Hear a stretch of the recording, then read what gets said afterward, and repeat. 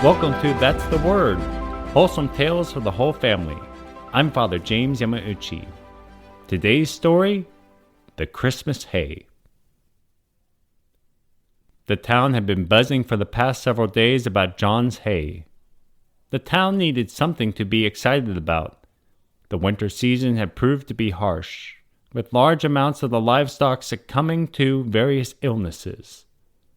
Yet, the hay that came from John's barn had the effect of curing and sustaining the animals that had been sick.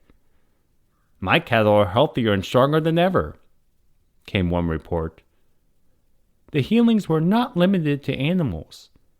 People were testifying that John's hay brought health to those suffering with various illnesses.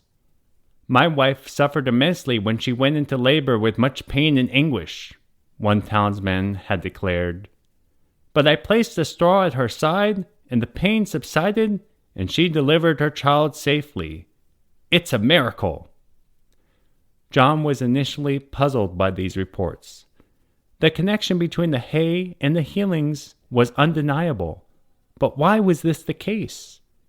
He did not accept some of the more outlandish reasons that had been proposed. The news of John's connection to the miraculous hay meant that he did not have a moment's rest from his neighbors. Now he sat down with some of the townspeople. Over the course of the conversation, the tired look on John's face was transformed, for an explanation had been provided that was so simple that he laughed out loud. All the hoopla around town made him forget an obvious detail. For the Christmas holy days, one of John's dearest friends had come to town.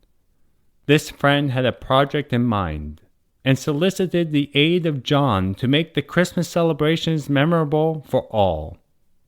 "My pilgrimage to the Holy Land made a lasting impression on my mind and soul," the friend confided to John.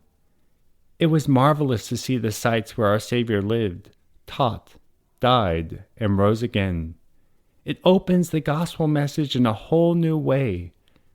Though I realize most people cannot make the same journey, I want to do something that will recall the memory of that child who was born in Bethlehem."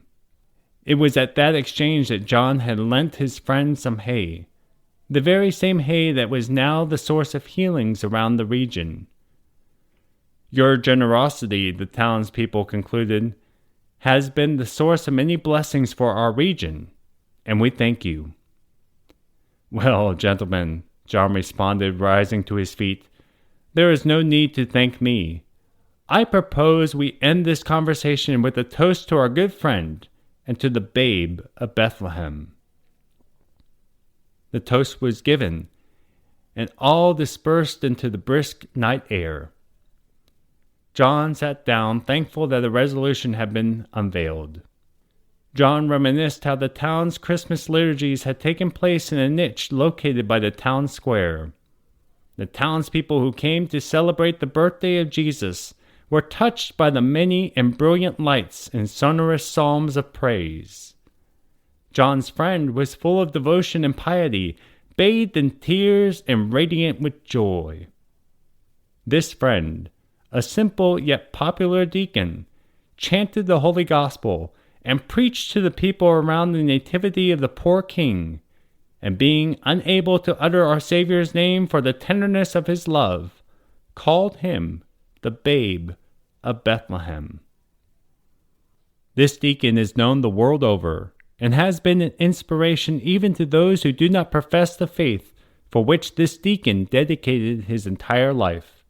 On that Christmas night, he used John's straw and two of his animals, along with figures of the Holy Family, to give a very familiar Christmas tradition its current form, which can be found both in public places and in the comfort of people's homes. A tradition revived by a deacon whose experience in Bethlehem inspired him, so that all of us might more easily recall the birth of the infant Jesus born in Bethlehem. A tradition called the Christmas Creche, revived by a deacon named Francis of Assisi. Merry Christmas to all, and for this week, that's the Word.